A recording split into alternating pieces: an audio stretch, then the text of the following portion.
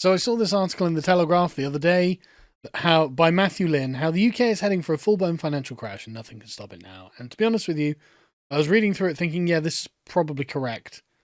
We're buggered.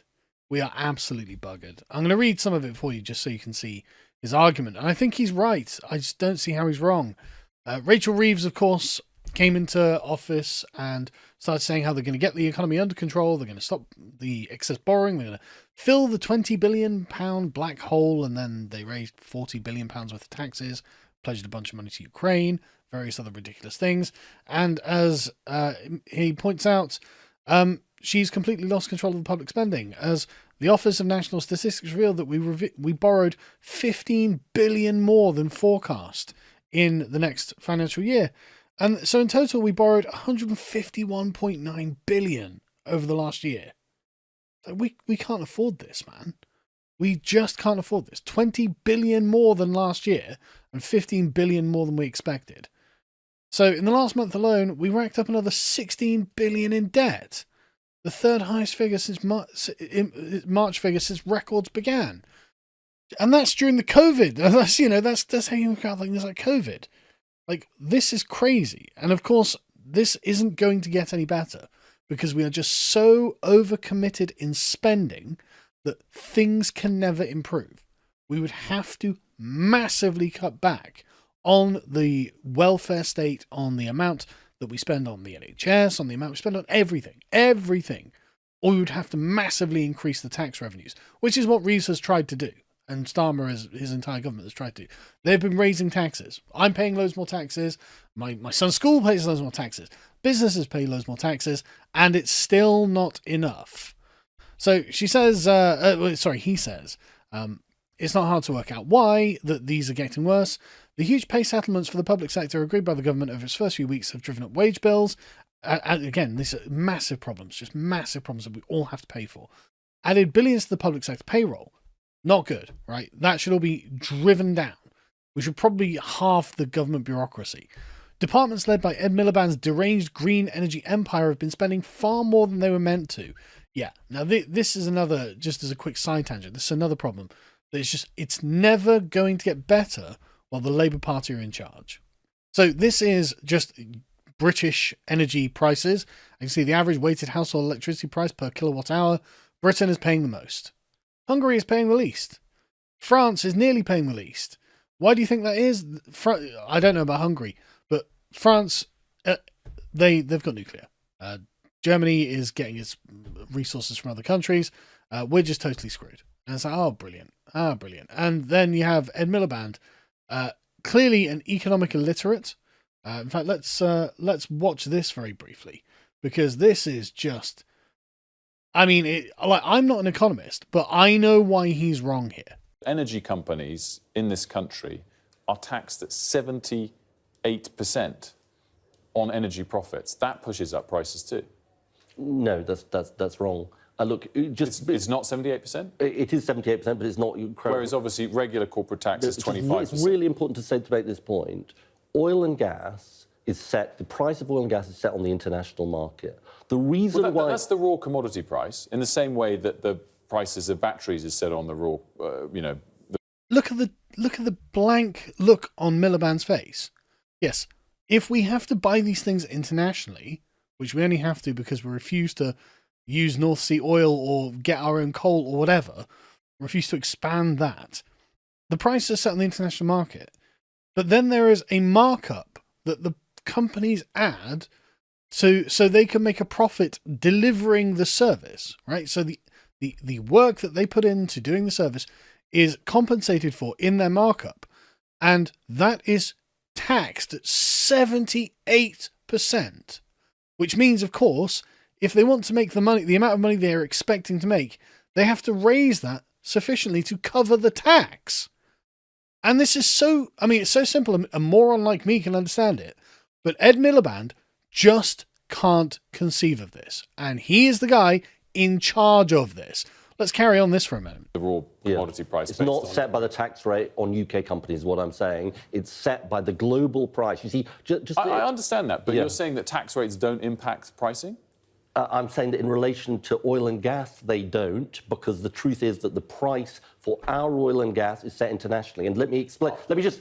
He's such a moron. He's such a moron. How can you not understand that? I love this. I don't know who the interviewer is. I don't like anyone from Sky News, obviously, but he's 100% right, and he's just like, oh, you can see it in his face. Oh, I'm dealing with an absolute moron. I'm dealing with someone who has no idea what he's talking about. And this goes on for another minute and a half. Like, he just... if you just let me make the point. Why did prices go through the roof when Russia invaded Ukraine? Right, well, our prices went through the roof, even though we imported a very small amount from Russia. That's because whether the gas was coming from the North Sea or internationally, it was priced on the international market. That's why we're in the grip of fossil fuel markets controlled by others, petrostates, exchanges. And that wasn't about the UK tax rate. The UK tax rate could have been cut or higher, and it wouldn't have made an impact. That's a separate point. Yeah. The floating price of commodities is a legitimate but separate point. Another point for why this country has unbelievably high energy prices is that we tax our energy companies. You're wrong. I'm really sorry, but you're wrong about that because the price is set internationally. No, moron. Yes, the price is set, and then we add a price on top of it when it's here that doesn't need to be on top of it. We choose to tax on top of it. I'm not gonna carry on. It's just ridiculous, right? So anyway, obviously, energy prices are through the roof.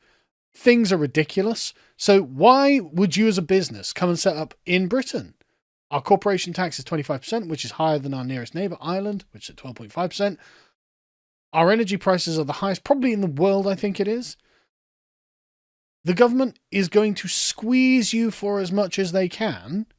Why would you set up a business here? And in fact, that's what he goes on to say here. Meanwhile, a stagnant economy, corporation tax revenues have proved disappointing as companies struggle to make any money.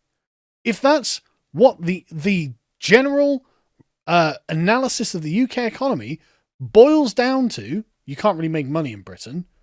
You're not going to invest in it. You're not going to set up a company here. You're not going to be like, oh, that's a worthwhile market to get into. Because it's not. It literally doesn't pay. Because the government is just going to squeeze a quarter of your profits out before anything else happens. And that's assuming you have a good year and you get a profit. Like, you might not. You might not. And it's just, this is crazy. And of course, the Laffer curve has come straight in. So the Laffer curve, as I understand it, is an economic concept where if you plot on a curve how much you expect to make if you have taxes at certain levels, at a certain point, there is a drop-off because you don't end up raising the tax revenues you expected, because instead of just paying the tax because it's easier and more convenient to pay the tax than it is to take measures to evade the tax, companies realize the cost-benefit analysis. Oh, no, it's actually worth evading the tax, right? So if we can export like various manufacturing processes or make sure that whatever any components of the business that can be done outside of the remit of the British taxpayer, therefore jobs that are not in the country, can be done that way, it's cheaper to do that and then just import those things and do the bare minimum in Britain, and therefore tax revenues are lower. And just, there's less incentive to be innovative. There's less incentive to grow your business if there's less money to be made in it. And so the amount of money you think you're going to make actually drops off. And this is a really well understood economic phenomenon. Again, if I know about it, it must be really bloody common because I'm not an economist. And so they're like, yeah, VAT is no longer raising the amount we expected because households are now reining back their spending. So the economy is probably going to go into a recession. If it's not already in a recession, it is definitely stagnant. The corporations aren't making any bloody money. And people have decided that consumer spending probably isn't worth it because nobody's got any bloody money to spend. And it's like, right, we're screwed. Like, we are totally screwed. And it carries on. Even worse, these are only the provisional figures. If anyone feels like a bet, here's a certain winner. When the final numbers are tallied up, they'll be far worse. Doubtless. I don't doubt they will be far worse. The borrowing numbers are only going to go ever higher over the course of the summer. The huge rise in national insurance charges will hit the public sector as hard as any private sector employer. It will add hundreds of millions to the cost of employing 6.1 million people who work for the government. Why are there 6.1 million people employing the government? That's like 10% of England. 10% of the people of England work for the government. That is mad. The British Empire, British India was administered by like 20,000 people, I think it was. Like, it is absolutely mad. And these people just need to get fired. They just need to get fired. I would probably, but look, the government will employ 500,000 people and no more. And if you want more, that's just too bad. Businesses are already laying off staff and closing units. Look at the decisions by Morrison's to close 52 cafes and 17 convenience stores as a typical example of what's happening across the country now. Loads of places have done this. Like, I thought that, say, for example, the Sainsbury's in our local town centre, in the big shopping centre there, closed because of COVID. It closed at around the same time as COVID, but not because of COVID, because, of course, it was a supermarket, so it could have stayed open, and it still could have made business. It was just, it wasn't profitable to stay there anymore. And so they're just like, yeah, no, screw it, we'll just close. It's not worth it. Save on costs. And this will hit tax and VAT revenues. And in reality, this can't continue much longer. As the ONS made clear today, the UK last year borrowed 5.3% of GDP. I mean, that's just so much money. An unprecedented figure at a time when the economy was performing perfectly well, when there was no immediate crisis to contend with. But the real figure may well be 6% already, and will certainly hit that level before autumn. So far, Reeves has already announced welfare cuts that will prove mostly fictitious and savings won't be delivered. What he's saying there is that she feels completely constrained by the welfare commitments and the state commitments that we have. So we're going to find ourselves running into an immovable, implacable force and the immovable object. Something will have to give here, right? And so she's ruled out tax rises in the autumn. Well, there's not going to be any choice.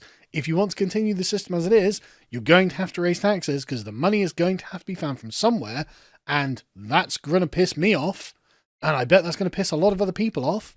And yet, here we are. The Labour government's like, well, we can't do anything other than what we're already doing because otherwise that would be against human rights or some bullshit like that. Anyway, meanwhile, she's trying to squeeze as what she can out of it, letting ministers and civil servants carry on spending as if budgets no longer mattered. But the blunt truth is this, she's completely lost control and we're heading for a full-blown financial crash and nothing can stop it now. And honestly, he's probably right. I think he's probably right. Like I said, I'm not an economist, but man, what is there to argue with? Like, what is there to argue with here? It looks like we're screwed. It looks like we are totally screwed. And so maybe just look forward to getting it over and done with. Let's get the crash out of the way and just admit we can't afford all of these things that we think we're going to pay for. Like, maybe we just get to it as soon as possible so we can get past it as soon as possible. We're going to have, a decade of depression or something. I don't know how long it's going to be. I'm not an economist, like I said, but it's not going to be good. And the total incompetence of the managerial elite has brought us to this place.